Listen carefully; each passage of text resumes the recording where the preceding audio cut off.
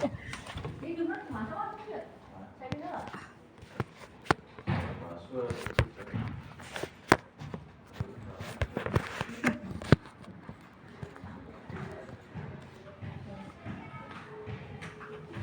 teman-teman guru-guru hebat, saya ucapkan sekali lagi Assalamualaikum warahmatullahi wabarakatuh. Selamat datang, terima kasih berkenan hadir di forum diskusi pada hari ini. Pastinya suara saya sudah terdengar ya Bapak Ibu? Oke, ya. Oke, hari ini insya Allah saya akan belajar ya, berbagi ilmu, berbagi pengetahuan yang mudah-mudahan apa yang saya sampaikan ada manfaatnya. Apabila misalkan ada kekurangan mohon dimaafkan karena memang saya masih dalam proses belajar. Adapun kritik dan saran yang membangun sangat saya harapkan. Oke, Bapak Ibu yang saya hormati, pada kegiatan hari ini insya Allah kita mulai pukul 16.00 dan selesai pukul 17.00. Adapun untuk kegiatannya di sini nanti saya akan menyampaikan pemaparan materi, dan apabila teman-teman ingin bertanya boleh raise hand ya, karena kita diskusinya boleh kapan saja, di mana saja. Apabila misalkan ada sesuatu yang ingin teman-teman sanggah atau ingin tanyakan boleh langsung raise hand saja. Baik, kita mulai saja. Untuk pembahasan hari ini kita akan membahas tentang budaya positif mewujudkan murid dan guru idaman. Oke. Nah, by the way, kalau Bapak Ibu semua di sini adakah cita-cita begitu ya, atau keinginan atau harapan menjadi guru idaman? Tentunya ada ya. Guru idaman itu ya salah satu indikatornya ya, kehadiran kita itu selalu dinantikan oleh murid. Ya, semoga ketika kita menerapkan budaya positif ini itu menjadi salah satu cara kita untuk menjadi guru idaman tersebut. Ya, selain kita ingin belajar ya, berkomitmen menjadi guru idaman, kita juga hari ini akan membahas tentang bagaimana cara mewujudkan murid idaman ya, dengan mengimplementasikan budaya positif di sekolah, khususnya sekolah kita tercinta ya, SMA Negeri 5 Kota Sukabumi.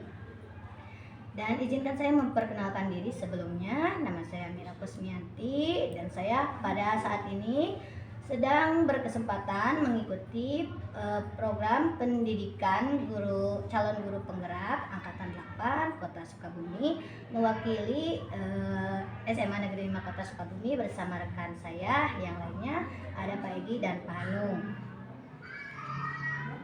Nah, baik Bapak Ibu, implementasi budaya positif di sekolah.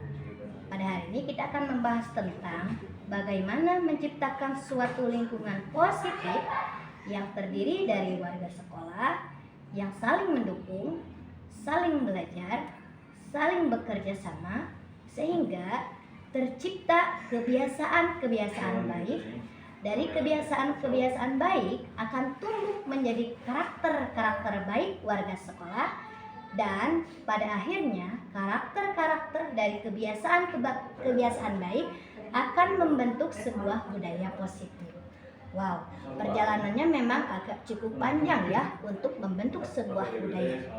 Dimulai dari warganya ya. Warga sekolah itu kan terdiri dari guru dan siswa utamanya, ditambah dengan staf tata usaha atau staf tata administrasi dan warga sekolah yang lainnya, yang satu sama lain itu saling memiliki hubungan kepentingan ya.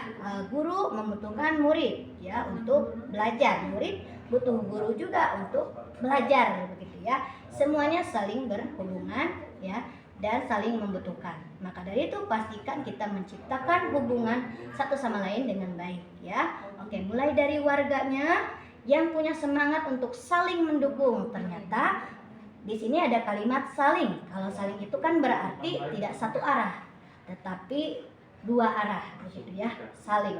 Kemudian saling belajar. Ternyata sama-sama harus punya semangat saling belajar, kemudian saling bekerja sama, maka akan tercipta kebiasaan. Dari kebiasaan menjadi karakter, dari karakter barulah akan terbentuk menjadi budaya positif. Nah, kemudian hari ini insya Allah saya akan membahas ya, garis-garis inti ya atau poin-poin inti dari beberapa hal tentang konsep budaya positif tersebut. Di antaranya kita akan membahas tentang disiplin positif dan nilai kebajikan universal, motivasi, hukuman, penghargaan, keyakinan kelas, kebutuhan dasar manusia, 5 posisi kontrol, dan segitiga restitusi. Oke, kita akan mulai dengan membahas apa itu disiplin positif. Ya. Disiplin positif adalah sebuah pendekatan yang dirancang untuk mengembangkan murid untuk menjadi pribadi dan anggota dari komunitas yang bertanggung jawab, penuh hormat, dan kritis. Disiplin positif mengajarkan keterampilan sosial dan kehidupan yang penting dengan cara yang sangat menghormati dan membesarkan hati, tidak hanya bagi murid tetapi juga bagi orang dewasa, di antaranya orang tua, guru, dan lain-lainnya. Adapun tujuan dari disiplin positif adalah menanamkan motivasi pada murid-murid untuk menjadi orang yang mereka inginkan dan menghargai diri sendiri dengan nilai-nilai yang mereka percaya, sehingga mereka bisa berperilaku dengan mengacu pada nilai-nilai kebajikan universal dan memiliki motivasi intrik, bukan etrisik ya. Oke, jadi banyak istilah-istilah baru ya dari definisi yang saya cantumkan di sini ya. Di antaranya ada motivasi, kemudian ada lagi motivasi intrik, motivasi ekstrisik, dan kebajikan universal. Apa sih istilah-istilah itu? Ya, maka hari ini kita akan mendiskusikannya ya. Selanjutnya, secara sederhana ya, disiplin positif itu adalah cara bagaimana kita sebagai orang tua ya menghormati anak begitu ya, kemudian tidak menghukum dan membentuk karakter siswa menjadi pribadi yang bertanggung jawab ya. Poin-poin itu merupakan poin-poin murid idaman ya. Semua orang, semua guru juga pasti ya menginginkan muridnya memiliki karakter yang baik ya. Nah, kemudian di sini sekarang saya akan membahas tentang nilai kebajikan universal. Ya, kita mulai dari lingkup kecil saja Indonesia, gitu ya. Kita punya Pancasila. Wow, dari SD sampai sekarang mungkin ya kita masih terus belajar tentang Pancasila, dan Pancasila adalah satu ideologi yang bisa menyatukan kita bangsa Indonesia yang Allah anugerahi berbagai perbedaan ya. Perbedaan itu adalah anugerah ya, perbedaan suku, agama, tetapi kita bisa bersatu dengan Pancasila. Baik, tadi saya lihat nampaknya Bu Agnes raise hand ya. Apakah ada yang ingin disampaikan? Baik, Bu Agnes. Di record, kenapa?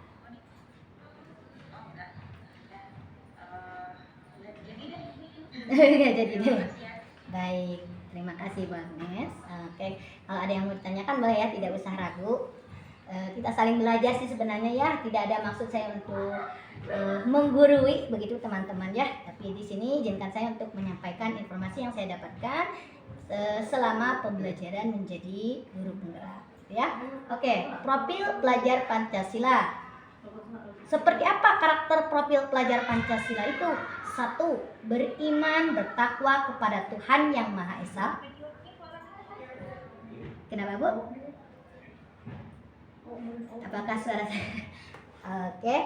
Kemudian berakhlak mulia, kebinekaan global, gotong royong, mandiri, kreatif, dan bernalar kritis. Adapun nilai kebajikan universal yang lebih besar lagi begitu ya, semua orang pasti setuju bahwasannya orang yang baik itu memiliki sikap toleransi, rasa hormat, integritas, mandiri, menghargai, antusias, empati, memiliki rasa keingintahuan, kreativitas, kerjasama, percaya diri, dan komitmen. Jadi kata-kata yang saya sampaikan tadi itu diyakini bahwasannya kata-kata tersebut adalah karakter-karakter baik yang diyakini oleh semua orang yang bersifatnya universal. Maksud dari universal adalah tidak terbatas oleh dia berasal dari suku mana, agamanya apa, begitu. Tetapi contohnya nih, ketika orang tersebut berakhlak mulia, itu adalah nilai yang baik ya, nilai kebajikan yang universal. Semua orang mempercayai orang yang berakhlak mulia itu adalah baik, seperti itu. Nah, itu dia beberapa karakter-karakter yang diharapkan ya muncul pada diri murid kita ya untuk menjadi murid idaman. Nah, selanjutnya saya akan membahas tentang pembelajaran dengan paradigma baru ya. Nah, di sini kan kita sudah mulai menerapkan kurikulum merdeka ya, merdeka belajar. Dan mungkin ya kita juga sama-sama masih belajar ya, masih meraba-raba seperti apa sih merdeka belajar tersebut ya. Intinya pasti akan ada perbedaan ya dari kurikulum sebelumnya dengan kurikulum yang sekarang disarankan untuk diterapkan. Ya, salah satu contoh kecilnya adalah misalkan kita bisa lihat dari bentuk atau posisi bangku murid ya. Kalau dulu ya, dari dulu sampai sekarang mungkin kebanyakan ya sekolah-sekolah di Indonesia itu bangku tersebut ya, bangku murid itu semuanya menghadap ke guru semua begitu ya. Tapi salah satu ciri yang membedakan ya kurikulum yang saat ini yang sedang kita coba terapkan adalah bisa dilihat dari bentuk bangku ya. Kalau kita sudah mulai merubah posisi bentuk bangku ya untuk mengkondisikan di mana murid bisa berdiskusi kelompok ya, berkolaborasi satu sama lain. Nah, itulah salah satu contoh pembelajaran dengan paradigma yang baru ya. Jadi salah satu poin di profil pelajar Pancasila itu ya, anak-anak bisa berkolaborasi ya. Kemudian di sini saya juga tuliskan definisi pembelajaran paradigma baru merupakan pembelajaran yang dirancang berdasarkan pembelajaran berdiferensiasi. Wow, istilah baru lagi ya di kurikulum ini. Apa itu pembelajaran berdiferensiasi? Semoga kita nanti ada waktu kembali untuk membahasnya atau mendiskusikannya bersama. Oke, kembali lagi ya. Pembelajaran berdiferensiasi sehingga murid belajar sesuai dengan kebutuhannya berdasarkan tahap pengembangan sesuai teori psikologis modern untuk mewujudkan profil pelajar Pancasila. Makanya dari definisi ini di kurikulum merdeka ini kita mengenal istilah fase-fase ya, fase E, fase F begitu. Karena memang kita sebagai guru itu diarahkan untuk mampu ya mempelajari psikologi siswa ya atau murid, sehingga kita pun mampu mempersiapkan kegiatan pembelajaran yang sesuai dengan karakter murid zaman sekarang khususnya gitu ya. Nah, itu dia sesi pertama saya membahas tentang budaya positif secara global. Berikutnya, teman-teman, saya ingin membagi pemahaman saya tentang motivasi, hukum, dan penghargaan. Oke. Headline yang saya tuliskan di atas di sini adalah setiap perbuatan memiliki tujuan, ya. Kita sering melihat ya anak itu murid itu ada yang baik, selalu taat aturan, ada juga yang terkadang atau bahkan sering melakukan kesalahan. Yakinlah bahwa setiap perbuatan yang mereka lakukan itu ada tujuannya, ya, dimana salah satunya adalah didorong oleh motivasi. Motivasi sendiri adalah dorongan yang muncul dalam diri seseorang untuk melakukan atau berpikir dengan tujuan tertentu, baik sadar ataupun tidak sadar. Hal yang ingin saya sampaikan ketika saya mempelajari materi ini, ya, yang membuat saya sadar adalah bahwasannya saya seorang guru itu tidak punya kendali terhadap apa yang dilakukan oleh murid. Murid itu melakukan sesuatu, entah itu yang baik atau yang buruk, itu didorong oleh motivasi dirinya sendiri. Jadi intinya muridlah yang memiliki kontrol dirinya, mau berbuat baikkah atau berbuat burukkah. Maka dari itu saya sebagai guru harus bisa mendidik murid ya menjadi pribadi yang menyadari ya menyadari murid itu melakukan suatu perbuatan tersebut ya atas keputusannya sendiri, dan dia akan tahu konsekuensi dari setiap perbuatannya. Oke, untuk motivasi itu ya ada motivasi ekstrinsik atau motivasi yang muncul dari luar. Ada juga motivasi yang intrinsik atau muncul dari dirinya sendiri.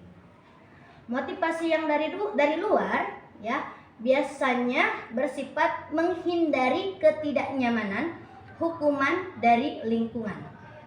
Ya, seseorang melakukan suatu perbuatan ya karena dia ingat ya dia tidak ingin merasa tidak nyaman di lingkungan tersebut. Karena ketika dia melakukan suatu misalkan kesalahan, pasti lingkungannya akan menghukum. Jadi dorongannya itu dari luar. Kemudian juga ada motivasi ingin mendapatkan imbalan atau penghargaan dari orang lain. Perbuatannya itu tergantung oleh orang lain di luar dirinya. Ya. Berikutnya, motivasi intrinsik itu menjadi orang yang mereka inginkan. Mereka melakukan suatu perbuatan itu murni atas dasar dorongan dirinya sendiri. Ya, dan juga ada motivasi atau keinginan untuk menghargai dirinya sendiri dengan nilai-nilai yang mereka yakini.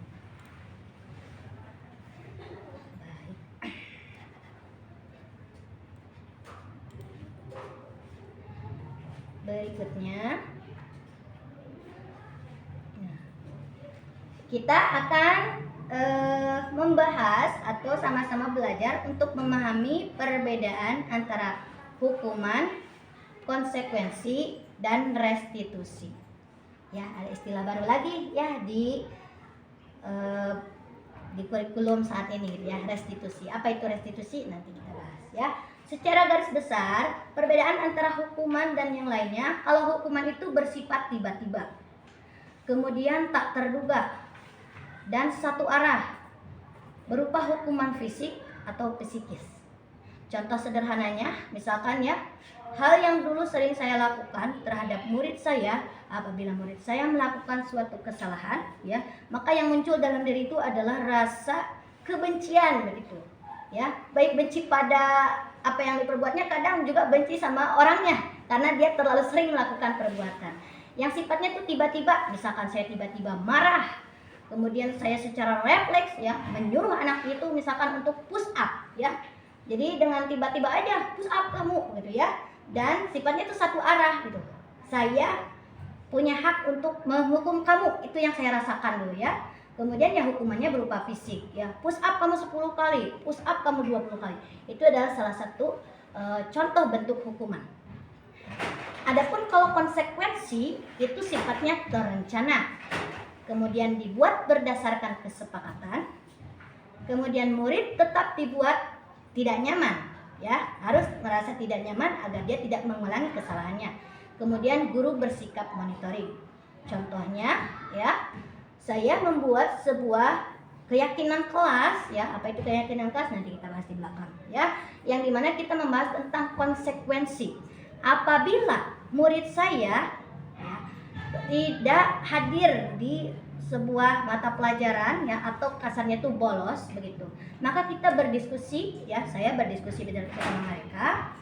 Bagaimana kalau misalkan kalian bolos, nanti ibu akan cari, terus ibu akan meminta kalian untuk bersih-bersih apa itu, baik misalkan bersih-bersih lab atau bersih-bersih kelasnya atau bahkan bersih-bersih WC begitu ya.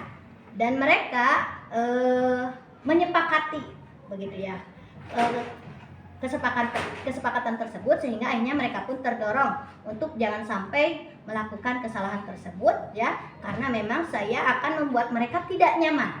Kalau mereka misalkan bolos, pasti saya ini bakal disuruh ini, disuruh itu ya.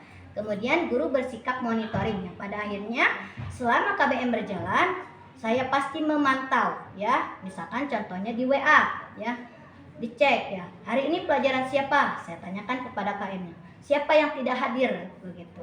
Atau bahkan terkadang saya juga senantiasa melakukan komunikasi bersama guru yang sedang mengajar di kelas saya.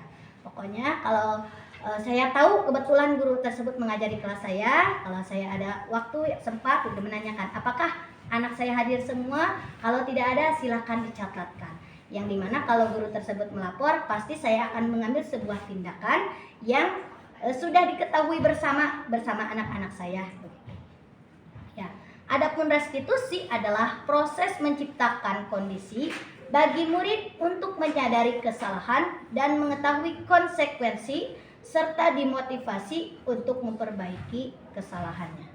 Itu dia perbedaan yang menjadi garis besar antara hukuman, konsekuensi, dan juga restitusi. Nah, baik, sekarang kita akan belajar dari studi kasus berikut ini ya. Teman-teman boleh ya menjawab, mau dalam hati boleh, mau lewat mikrofon juga boleh ya. Oke, di nomor pertama ada kasus 1. Guru menyuruh murid mencatat di dalam buku berupa kalimat, saya tidak akan terlambat lagi, sebanyak 1 buku misalkan. Karena murid itu datang kesiangan ke sekolah. Ya, menurut teman-teman itu hukuman atau konsekuensi? Baik ya, boleh dijawab dalam hati, boleh, mau bikin coretan dulu boleh. Nanti kita akan jawab bersama-sama. Studi kasus yang kedua, guru menyuruh murid berlari mengelilingi lapangan basket karena terlambat datang sekolah. Karena telat masuk kelas, datang ke sekolah, disuruh lari dulu. Oke, apakah itu hukuman atau konsekuensi? Boleh teman-teman jawab, boleh dikotret dulu sebelum kita nanti jawab bersama. Kasus yang ketiga, murid diminta push up 15 kali karena tidak menggunakan masker ke sekolah. Berarti ini studi kasusnya saat corona begitu ya. Jadi anak tidak pakai masker disuruh push up. Kemudian studi kasus yang murid diminta mengganti kertas tugas teman yang telah dicoret-coret oleh guru. Apakah itu hukuman atau konsekuensi? Kasus yang kelima, murid diminta membersihkan tumpahan air di meja akibat tersenggol pada saat belajar. Apakah itu hukuman atau konsekuensi? Yang keenam, kasus keenam, murid disuruh untuk tidak mengenakan sepatu seharian di sekolah karena tidak mengenakan sepatu hitam. Ya, sama berarti ya aturannya di sekolah kita ya. Di hari-hari tertentu kita harus menggunakan sepatu hitam. Murid maksudnya ya.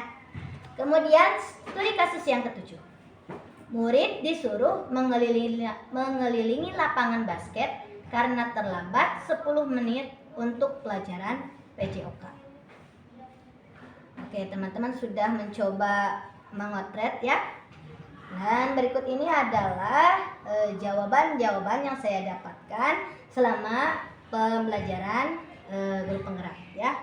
Jadi kasus yang pertama, saat siswa terlambat kemudian disuruh mencatat, itu merupakan bentuk konsekuensi, di mana siswa akan dibuat tidak nyaman ya.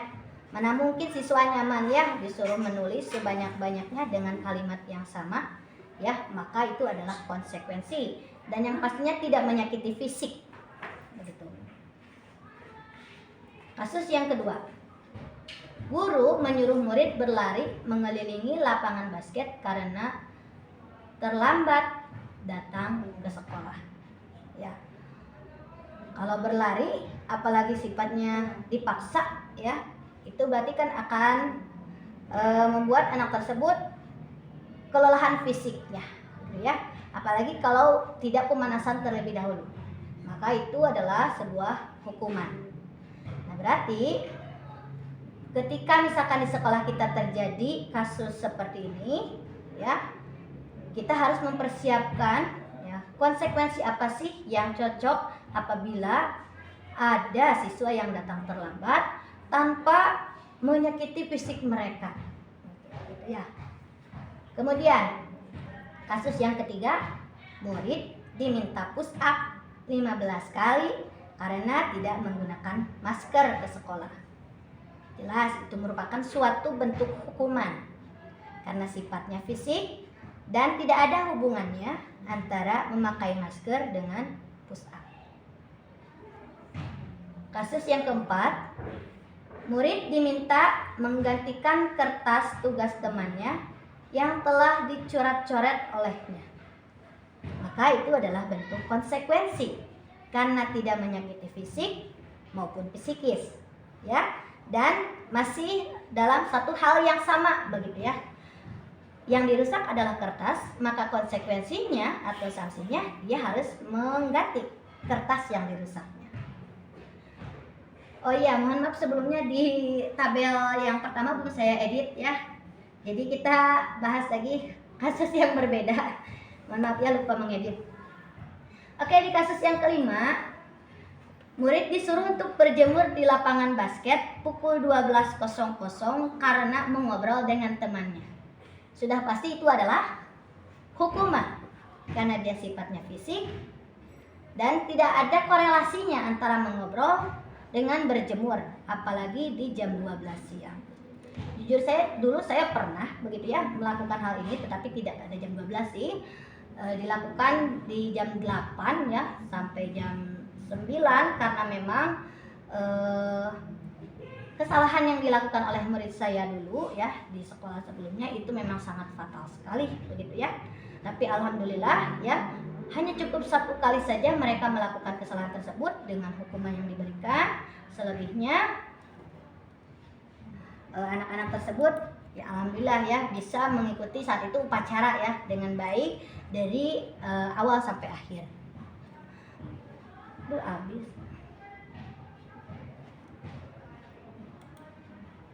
Habis ya Zoom nih.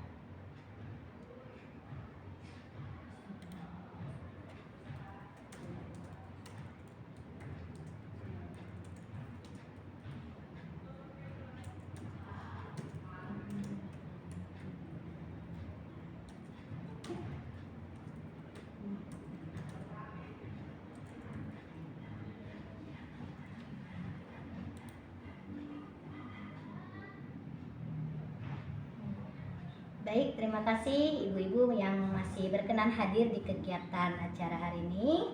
Sebentar lagi kita akan melanjutkan ya sambil menunggu teman-teman yang lain. Saya harap masih berkenan untuk hadir. Saya akan merekam terlebih dahulu.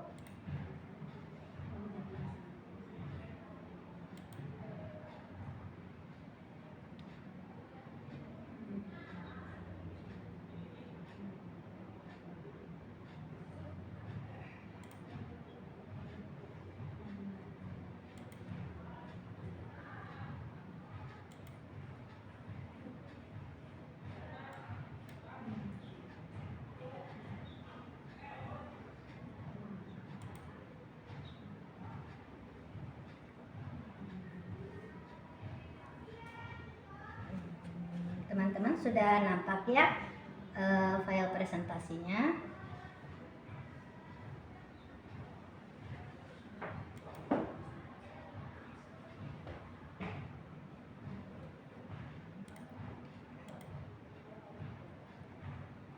Oke, saya akan coba approve dulu teman-teman yang berkenan hadir kembali. Mohon maaf atas gangguan teknisnya.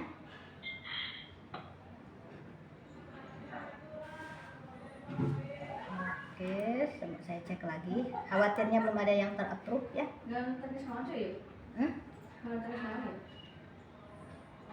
Pindah platform. Oke, terima kasih sudah berkenan join. Masih ada beberapa yang ingin bergabung ya. Masih ada yang sama tuh? Linknya yang sudah ganti. Oh, Ada gak? Gimana nih di grup? Jadi saat ini saya sedang bersama partner saya, Ibu Reni di sini. Jadi saya tidak merasa kesepian. Wah, terima kasih banyak atas partisipasinya. Sebentar izin cek dulu HP ya, Ibu. Oke, masih on. Ininya boleh. Oke.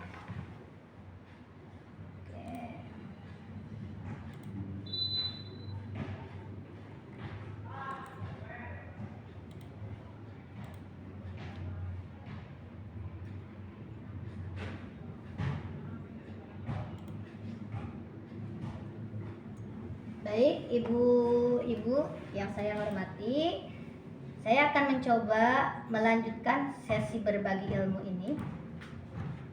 Oke. Oke, masih ada yang mau masuk ya. Sambil kita lanjutkan.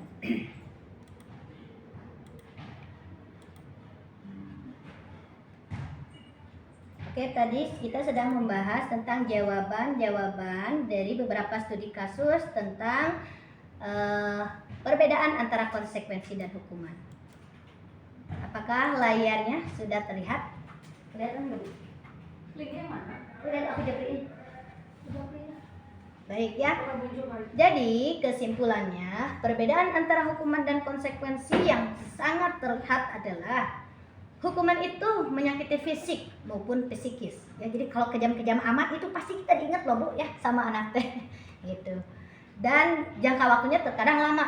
Jadi terkadang anak tersebut mengingat ya betapa galaknya kita saat memberikan hukuman dan bahkan bisa menyimpan traumatis di dalam dirinya. Saya tidak mau diajar sama ibu-ibu itu karena ibu itu galak. Saya pernah dijewer misalkan.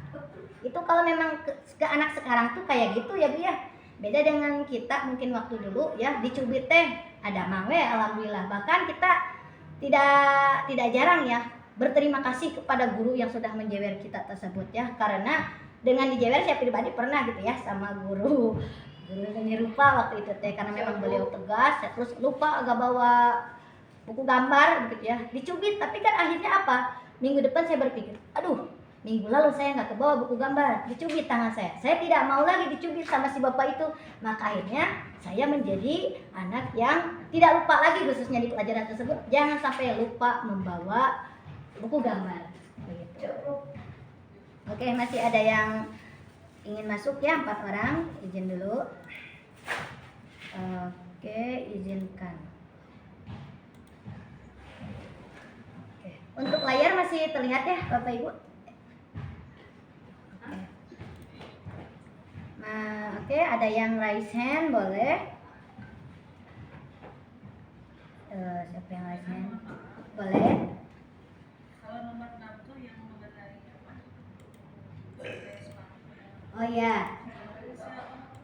Oke, baik ya. Jadi betul, studi kasus tersebut sebenarnya saya ganti karena memang saya pribadi kalau jawaban di PGP itu sifatnya dia katanya hukuman. Tapi kalau saya pribadi itu lebih meyakini adalah sebuah konsekuensi, begitu ya. Karena kan masih dalam satu tema ya. Anak tidak mengenakan sepatu hitam, maka konsekuensinya kamu jangan pakai sepatu putih itu misalkan. begitu. Karena itu pun berdasarkan pengalaman pribadi saya ketika saya belajar di salah satu sekolah SMK saat itu dengan peraturan yang disiplin tingkat tinggi begitu ya, yang dimana kalau misalkan ada yang menyalahi aturan khususnya sepatunya, itu sepatunya diambil sebelah ya, sehingga anak tersebut menjadi Cinderella ya. Pada saat itu konsekuensi tersebut ya tidak menyakiti fisik ya, tetapi di sini dibangun rasa malu dan supaya anak sadar, oh apa yang saya lakukan itu ternyata salah, sehingga akhirnya tingkat pelanggaran terkait penggunaan sepatu itu sangat minim sekali ya. Karena kalau waktu sekolah mas siapa sih yang mau jadi Cinderella begitu ya, pakai sepatu cuma sebelah begitu ya. Jadi kalau saya pribadi menjawabnya adalah konsekuensi karena tidak menyakiti fisik. Seperti itu. Semoga jawaban saya bisa memuaskan, apa ya istilahnya ya. Itulah pendapat saya. Ada yang menyanggah mungkin, atau boleh Ibu Dini sudah raise hand, silakan. Terima kasih Bu Mira. Mungkin yang digarisbawahi di sini adalah perbedaan antara hukuman dan konsekuensi. Ya. Karena kalau hukuman tidak pernah terjadi, ada kesepakatan terlebih dahulu. Betul. Tapi kalau konsekuensi ada kesepakatan terlebih dahulu, misalnya dengan peraturan yang sudah disosialisasikan ke siswa, ketika tidak ditaati maka ada, ketika melanggar ada konsekuensi yang harus dilakukan. Itu Ya. Perbedaan antara hukuman dengan konsekuensi. Oke. Terima kasih juga Ibu Dini.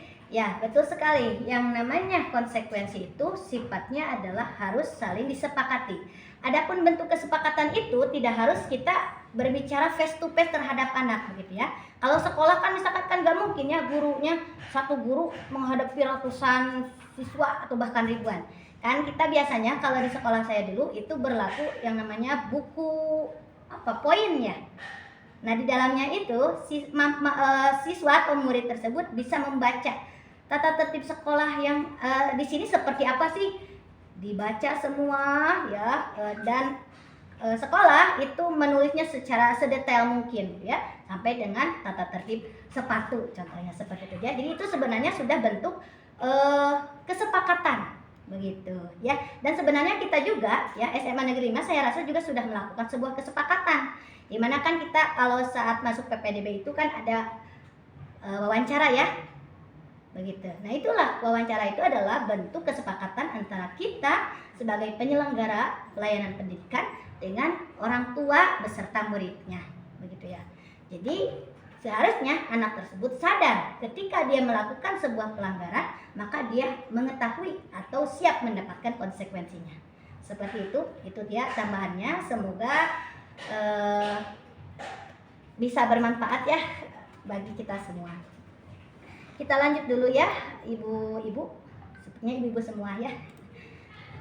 Oke, berikutnya kita akan bahas tentang restitusi. Ini adalah salah satu hal baru ya dengan adanya atau kita menerapkan kurikulum merdeka. Apa sih restitusi itu? Ya, secara definisi restitusi merupakan proses kolaboratif yang mengajarkan murid untuk mencari solusi untuk masalah mereka dan membantu murid berpikir tentang orang seperti apa yang mereka inginkan menjadi tujuan mulia dan bagaimana mereka harus memperlakukan orang lain. Ya, dikutip dari salah seorang ahli gitu ya. Tapi saya akan coba sederhanakan. Jadi restitusi itu lebih ke bagaimana kita mengajak siswa untuk berpikir. Ya, kita melatih mereka untuk menjadi manusia pemikir, memikirkan tentang hal atau apa yang sudah dia lakukan, apa yang sudah dia perbuat. Contohnya ketika murid melakukan sebuah kesalahan, kita ajak berpikir, kita tanya, apakah perbuatan kamu itu sesuatu yang benar atau salah? Berdasarkan kebajikan universal tadi. Ya, misalkan nih, anak berbohong. Berbohong itu secara nilai universal sesuatu yang baik atau tidak baik? Saya yakin semua orang di dunia sepakat bahwasanya berbohong itu adalah sesuatu yang tidak baik. Itu ya, ketika dia sadar bahwasanya berbohong itu adalah tidak baik, maka kita ajak lagi berpikir, apa konsekuensinya kalau kamu berbohong? Ya, misal dijauhi teman, tidak dipercaya orang lain. Nah, ketika dia menyadari bahwasanya berbohong itu akan merugikan, dengan dia tidak ditemani ya, atau tidak punya teman, tidak dipercaya, pasti ya secara naluriannya manusia itu tidak akan nyaman ketika hidup sendirian, begitu ya. Maka dia, kalau anak tersebut adalah anak yang sadar, maka hal tersebut adalah sesuatu yang salah, yang banyak kerugiannya. Maka dari sana kita mengajak kembali anak tersebut untuk bangkit dari kesalahannya. Dalam arti kata, kita tanyakan, maka apa yang seharusnya kamu lakukan? Oh, ternyata saya tidak boleh berbohong. Saya harus menjadi orang yang jujur, supaya saya banyak orang, supaya saya dipercaya oleh orang lain. Seperti itu. Nah, dari sanalah muncul motivasi dan membuat anak tersebut sadar untuk tidak lagi melakukan kesalahan tersebut. Itu tujuan dari restitusi.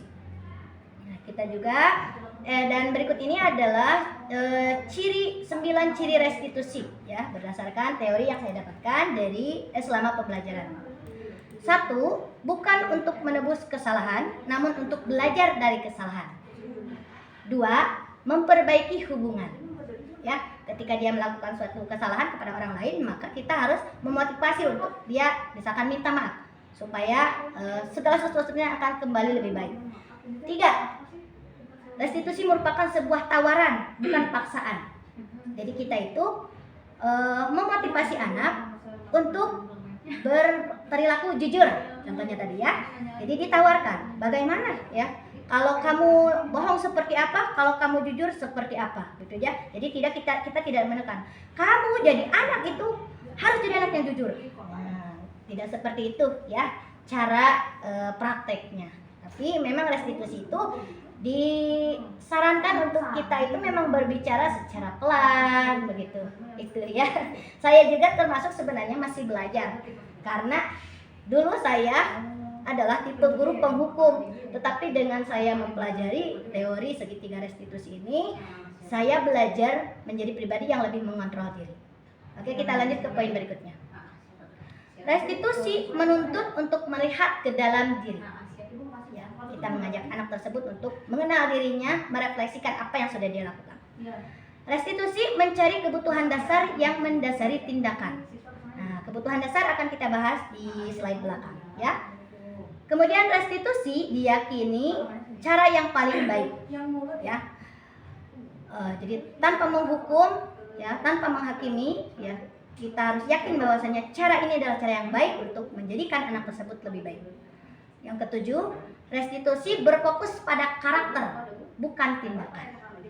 Kita bangunkan dulu, ya, jiwa baiknya, ya, hati baiknya, sehingga dia akan bertindak dengan sendirinya untuk membentuk karakter pribadinya.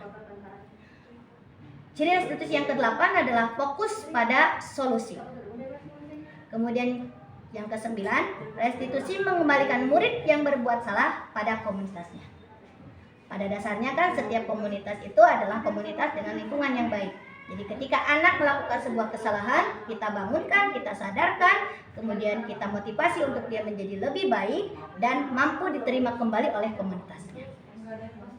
Dan berikut ini adalah segitiga restitusi yang saya pelajari, yang sebenarnya kita sudah pernah lihat juga atau menyimak juga videonya, ya, contoh video tentang bagaimana praktek restitusi tersebut. Baik teman-teman, waktu kita ada kurang lebih 15 menit lagi. Terima kasih yang masih setia standby di forum ini. Saat ini sekarang saya ingin membahas tentang keyakinan kelas. Mengapa sih bahasanya keyakinan, bukan peraturan? Kita mulai dengan pertanyaan pemantik. Ya, Bapak Ibu boleh dijawab ya di hati masing-masing. Mengapa kita menggunakan helm saat mengendarai motor? Kalau jawaban kita, karena kalau pakai helm nanti ditangkap polisi. Ya. Tapi kalau jawabannya sudah, oh, karena saya pakai helm supaya saya selamat saat berkendara. Karena kita tahu yang namanya musibah itu bisa datang kapan saja dan di mana saja. Nah, saya harap semoga ibu-ibu di sini saya yakin sudah ada di level sana, ya. Di level bahwasanya menggunakan helm itu berdasarkan kesadaran, bukan paksaan. Berdasarkan keyakinan. Karena saya yakin dengan menggunakan helm itu menjadi wasilah keselamatan kita. Apabila ada sesuatu yang buruk terjadi, ya, setidaknya kepala kita selamat. Ya, itu sudah menjadi keyakinan. Maka mau kemanapun kita pergi, kita pasti pakai helm. Khususnya saya, gitu ya. Mau jarak dekat, jarak pendek, gitu ya. Jarak pendek, jarak jauh, jarak dekat, jarak jauh. Saya harus pakai helm sebagai bentuk ikhtiar karena saya yakin helm bisa jadi wasilah keselamatan saya. Begitu. Nah, begitu pula dengan keyakinan kelas, ya. Oke. Keyakinan kelas itu adalah sebuah keyakinan yang harus diyakini oleh kita sebagai guru dan juga muridnya. Nah, untuk keyakinan kelas ini, kalau teorinya kan sudah disampaikan ya oleh teman saya yang lain. Di sini saya mau berbagi pengalaman saja ya tentang bagaimana saya mempraktekkan keyakinan kelas di kelas yang saya bina, yaitu di kelas 11 IPS 4. Oke, yang pertama itu poin pertama terkait keyakinan kita adalah kita yakin bahwasannya dengan hadir 80%, insya Allah kenaikan kelasnya lancar. Itu diambil berdasarkan pengalaman. Karena saya pernah, bukan menahan ya, tapi secara sistem kan anak-anak tertahan. Karena kondisinya kehadiran mereka kurang dari 80%, bahkan hanya 20% kehadirannya begitu ya. Karena alasannya banyak sakit dan lain sebagainya. Tapi ketika saya berkolaborasi dengan orang tuanya, ketahuan anak tersebut bukan sakit, jadi sakit asmanya itu dibikin kambing hitam gitu. Padahal memang pada dasarnya anak tersebut suka bolos ya. Nah kan 80% itu kan kalau tidak salah di rapat pleno kemarin itu kan menjadi aturan standar gitu ya. Untuk tahun berikutnya, untuk syarat naik kelas itu kehadiran harus di atas 80%. Dan alhamdulillah mereka setuju. Karena apa? Mereka menyadari ketika kehadiran mereka kurang dari 80%, otomatis guru tidak kenal siswa atau guru tidak kenal murid, ya. Murid, apalagi muridnya juga kadang tidak kenal guru. Bagaimana guru tersebut akan memberi nilai terbaik kalau muridnya saja tidak tahu? Maka akhirnya si murid dapat nilai yang tidak baik dari guru, ya. Maka akibatnya murid tersebut tertahan kenaikan kelasnya. Maka dari itu belajar dari pengalaman tahun lalu ya, murid-murid sepakat untuk berkomitmen senantiasa hadir di sekolah dengan prosentase kehadiran 80% dalam 1 tahun. Semuanya sudah setuju, sepakat.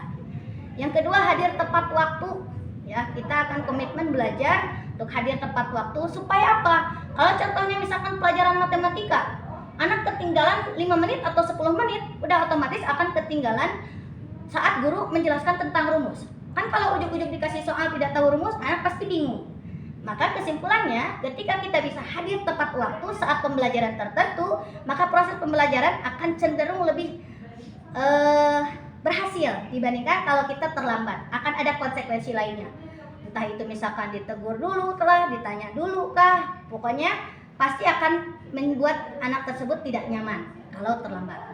Maka saya bersama anak-anak berkomitmen untuk hadir tepat waktu ya, termasuk sayanya juga guru ya, belajar untuk hadir tepat waktu supaya bisa memaksimalkan HBM yang ada, supaya materi-materi yang disampaikan itu materi-materi yang menjadi target itu tercapai semua. Kemudian bergotong royong dalam kebaikan. Contohnya kalau misalkan lagi beli galon gitu ya, saya harap anak-anak tidak saling mengandalkan begitu, si itu saja. Tetapi dengan kita membuat piket, ya piket beli galon ataupun piket kebersihan, intinya saya mengajak anak-anak saya untuk bergotong royong dalam hal kebaikan. Ya, jangan sampai kejadian tahun lalu terulang. Misalkan ada satu teman yang mengajak kabur, semua kabur. Dan anak-anak yang suka kabur tahun lalu, mereka memahami konsekuensi kalau mereka kabur tuh kayak gimana sih? Ya akhirnya mereka tidak naik kelas secara lancar begitu. Maka kita berkomitmen untuk sama-sama bergotong royong dalam hal kebaikan. Kalau ada yang mengajak kabur, jangan. Ya, semoga kalau misalkan yang satu mengajak keburukan tetapi yang lain tidak berpengaruh, yang satu orang tersebut akhirnya mengalah gitu ya. Seperti itu. Kemudian saya juga membuat kesepakatan kelas terkait nilai individu, di mana kita berkomitmen untuk menjadi murid-murid yang sopan dan santun gitu ya. Kalau dari segi akademik mungkin ya anak-anak saya tidak lebih baik dari kelas-kelas yang lainnya. Maka dari itu setidaknya kita tuh ingin dikenal siswa 11 IPS 4 itu anak-anaknya sopan, santun. Jangan sampai nanti ada guru yang punya komentar, oh anak kelas 11 IPS 4 mah misalkan contohnya ya kasarnya balagu gitu. Nah setidaknya kita tuh jangan sampai mendapatkan cap seperti itu. Maka kita sama-sama berkomitmen untuk menjadi pribadi yang menjaga sopan santun. Kemudian bertanggung jawab dalam hal apapun. Kalau dikasih tugas harus dikerjakan. Karena mereka tahu konsekuensi ketika mereka tidak mengerjakan tugas pasti akan bermasalah kembali pada nilainya. Dan mereka tidak ingin mengulangi kesalahan mereka tahun lalu kalau sampai kenaikan kelasnya tertahan. Kemudian mentaati tata tertib sekolah yang merupakan bagian dari konsekuensi saat mereka masuk ke SMA Negeri 5 melewati berbagai tahap, termasuk diantaranya adalah tahap wawancara. Selain itu, poin yang berikutnya yang menjadi keyakinan kelas kami adalah komitmen menjaga kebersihan dan kenyamanan bersama, ya, kenyamanan kelas. Berdasarkan pengalaman tahun lalu, kita alhamdulillah ya berhasil mendapatkan penilaian sebagai kelas terbersih kelas 10 jurusan IPS. Nah, itu adalah salah satu prestasi yang alhamdulillah bisa kami dapatkan dari berbagai melalui persaingan-persaingan yang cukup ketat begitu.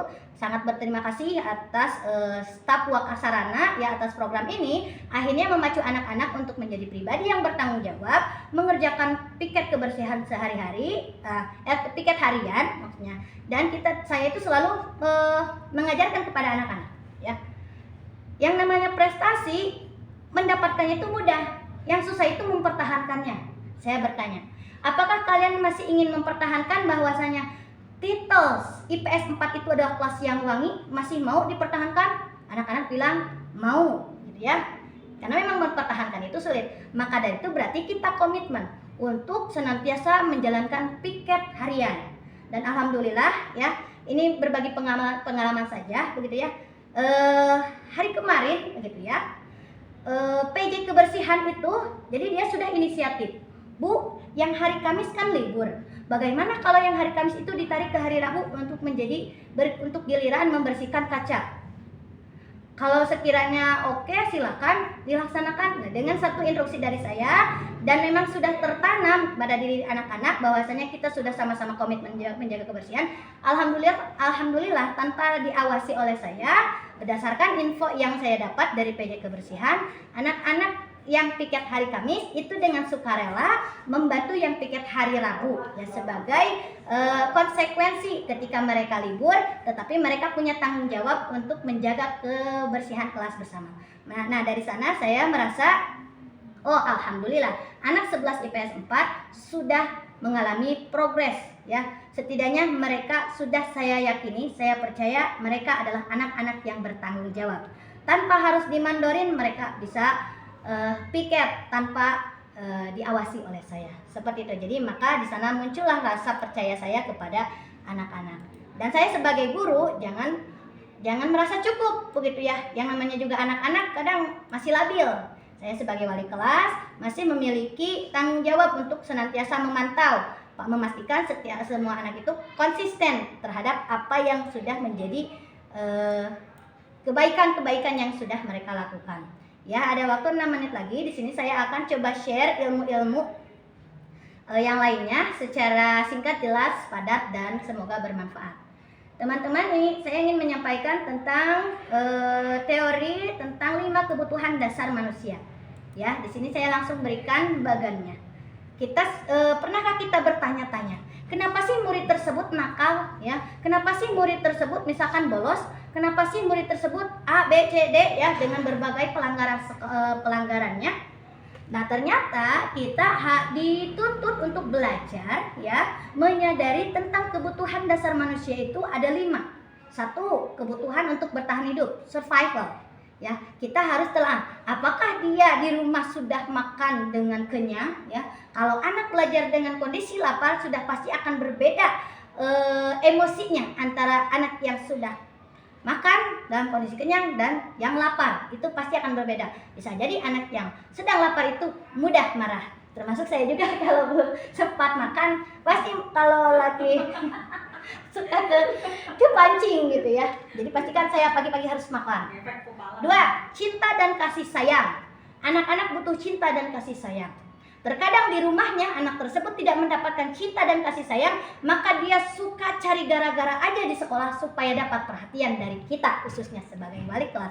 Oh, bisa jadi karena dia di rumahnya tidak mendapatkan cinta dan kasih sayang, maka dia mencari hal tersebut di sekolah dengan cara yang apa? Kadang cara yang salah, melakukan berbagai pelanggaran supaya diperhatikan oleh gurunya. Kemudian tiga, kebebasan atau freedom. Nah, terkadang kita juga tidak tahu anaknya seberapa kreatif sih, atau selama ini kenapa anak tidak kreatif karena kita membatasinya, gitu ya. Kemudian kesenangan, anak atau bahkan kita manusia, orang dewasa itu butuh kesenangan juga atau fun. Berarti kita harus berpikir metode belajar yang seperti apa yang membuat anak itu harus senang.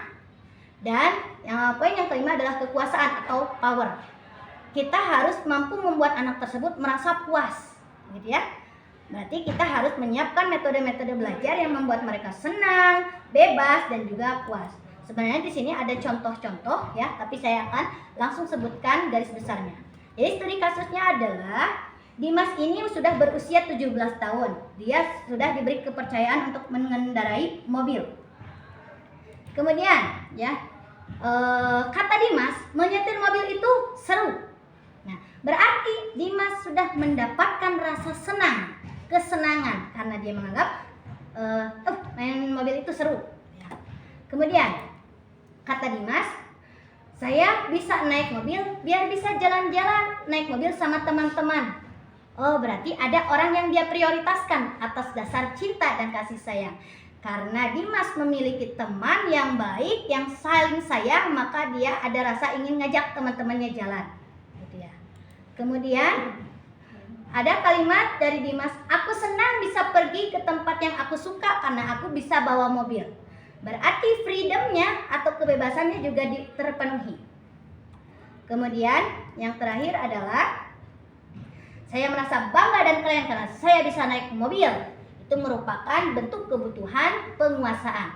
Maka dari kasus Dimas ini kita harus bisa merancang sebuah pembelajaran yang membuat anak senang, mendapatkan rasa kasih sayang, kemudian dan dengan 5 kebutuhan lainnya. Maka insya Allah akan terbentuklah murid-murid yang senantiasa semangat dalam belajar, begitu ya, dan juga memiliki karakter baik sesuai dengan judul kita tadi adalah murid idaman. Ya, beberapa kata dari saya ya sebagai motivasi diri saya, ini ya, semangat belajar dan mengenal karakter dan kebutuhan murid agar terwujud karakter murid yang idaman.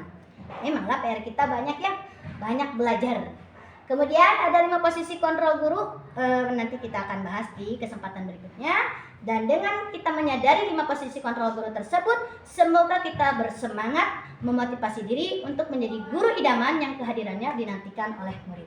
Teman-teman, tidak terasa waktu sudah menunjukkan hampir pukul 17 pukul 5 sore. Terima kasih buat teman-teman yang masih standby. Sebelum saya tutup, barangkali ada yang mau menanggapi atau apapun itu boleh. Ada 1 menit lagi. Atau dicukupkan saja. Oke, kita sambil Baik, terima kasih Ibu Wati atas motivasinya ya. Intinya sekali lagi saya mohon maaf tidak ada maksud untuk menggurui, tetapi di sini saya hanya berbagi ilmu ya dan juga memotivasi diri untuk menjadi lebih baik. Semoga semangat saya ini juga menular kepada guru-guru ya. Siapa sih yang nggak mau jadi guru idaman? Betul tidak Bu Ibu? Seperti itu ya. Terima kasih Ibu Dini atas supportnya ya, sampai saya ada titik terendah Ibu Wati dan Ibu Dini hadir begitu ya. Aku bisa ngomong cuy. Iya baik. Bapak dan Ibu guru yang hebat yang saya hormati, tidak terasa waktu sudah menunjukkan pukul 5 sore. Terima kasih sudah berkenan hadir di acara saya. Mohon maaf apabila selama acara ada kekurangan dan kesalahan. Kita akhiri saja forum kita hari ini dengan baca istighfar 3 kali, doa kafaratul majlis. Astagfirullahaladzim, astagfirullahaladzim, astagfirullahaladzim. Subhanaka Allahumma wa bihamdika asyhadu an la ilaha illa anta astaghfiruka wa atubu ilaik. Billahi taufiq wal hidayah. Wassalamualaikum warahmatullahi wabarakatuh. Waalaikumsalam warahmatullahi wabarakatuh.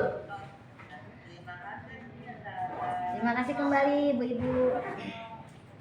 Boleh lift? Waalaikumsalam. Mari pulang, marilah pulang. Aku lompat ya.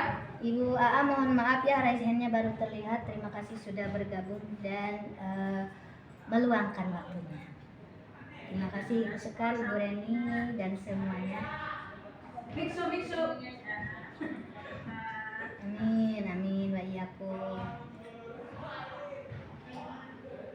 Miss Sekar, terima kasih, semoga lekas sembuh. Ibu Wati, terima kasih banyak.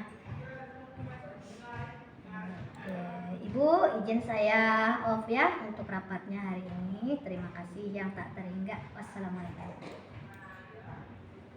Boleh.